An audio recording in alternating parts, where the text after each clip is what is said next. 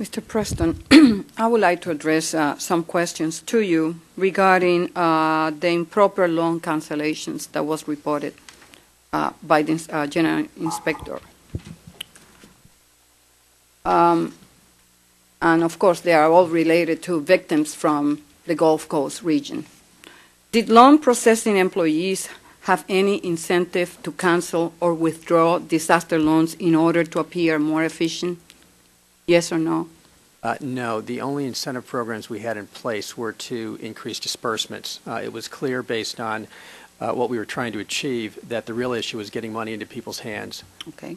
Isn't it true that your agency gave bonuses to employees who resolved the most loans, irrespective of whether that was by cancellation or by approval? I don't believe so. I believe that the only incentive plan in place had to do with disbursements. Mr. Preston, clearly the Inspector General believes that there was a deliberate effort by your agency to cancel outstanding loans. Was it? No. If there was not a deliberate effort from your agency, then why were these loans canceled? Well, the Inspector General report deals with a very specific campaign we had. And one of the issues we had at the agency is that our interactions with people were primarily through the mail. People who needed help in New Orleans didn't have somebody to call. So we we fully re-engineered our processes, as you know, and one of the things we did is we gave every individual a human being to talk to manage their cases. There were about 30,000 people whose loans had expired. And that didn't work? It did work. Were you able to have physical contact with those that apply for those loans? Yeah, out of the 94, the people that we ultimately did not get to, that the IG is focusing on, is about 3,000 people. These are people whose loans had expired. Historically, they would have simply gotten a letter that said your loan expired. Instead, we attempted to call every one of them. There were about 7,700 people that we could not contact. We left messages for them. Their loans had expired. We sent them a letter that said, your loan has expired. If you want to reapply, and if you want to contact us in 6 months to get reinstated, please contact us. A week later, we attempted to recontact everyone by phone. 1,200 people said, actually, we don't want our loan reinstated. We don't want our loan canceled. Please reinstate us. About 3,000 we couldn't contact. So let me ask you, what harm could possibly have come from leaving these loans open for borrowers to use when circumstances permitted? We knew that some of these victims were no longer there, that they moved and they were living even in New York or with some relatives. Well, they have the ability even today, ma'am, to come back to us and reinstate those loans. We gave them a 6-month timeline. Our policy at the end of that 6 months is we extended another 6 months. And today, when borrowers come back and say, you know, I'm sorry, my loan's expired, you haven't heard from me, we still reinstate them today. Isn't it true that cancellations, that people that apply got a letter stating that their loans were canceled even though they have not been contacted? Yeah, their loans had expired. So they were given a timeline, and that timeline was extended once to get back in contact with us and provide us closing documents. That had expired. We didn't, and so what we did is we called out to say, do you really want this to expire, or do you want us to extend it?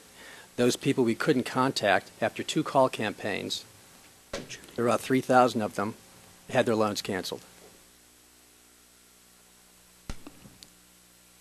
We know that your agency, and explain to me, maybe it's not so, has policies in place whereby a disaster victim's application may be withdrawn from consideration unilaterally. This is without express consent from the person that is applying for that loan. So what proportion of loans application from the 2005 hurricanes were withdrawn without the express consent of the applicant? Well, I don't know. From that particular campaign, there were somewhat over 3,000 people. But once again, these are people we reached out to more than once, sent them a letter, and they said, call us back if you want, and we'll reinstate the loan. So, this wasn't sort of, and let me just also mention, Madam Chairwoman, I have looked at the email traffic that went between the leaders and the call campaign people. I've looked at the call scripts. I've looked at all the files that the IG pulled personally. These people in Buffalo who undertook this project are devastated by the implication that they were doing something inappropriate. They worked long hours, 7 days a week, with a tremendous heart of service here. And so I think, we really need to look at the whole picture on this one. Of the 3,000 loans that had been canceled, how many of them did you contact? Well, the 3,000 were the ones we weren't able to contact. Okay. So out of the 94,000, and what I can't tell you is I don't know how many of those people got back to us to reinstate. But if they called today, even today, they will still get reinstated. Yeah, I understand that 1,200 borrowers requested to be reinstated, isn't it? That's right. That's correct. So it tells us that if there is a contact between the agency and the borrowers, most probably they will ask for their loans to be reinstated. No, I don't think that's the case. The vast majority of the people we contacted from that group either went to someplace or the 7,700 that we recontacted, that we tried to contact again, most of the people that we contacted did not want the loan. But they've gotten multiple written communications from us, and we've attempted to reach them at least twice telephonically. Yes. So you're telling me there was not deliberate effort from your office to respond or react to criticism about the backlog on these loans? The criticism, and I read this very carefully coming into the job, the criticism was that we weren't getting money in people's hands.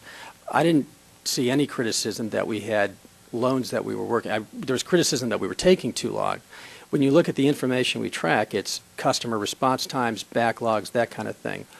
So, my view is I don't see any incentive for us to cancel loans. In fact, the only incentive people had was to disperse.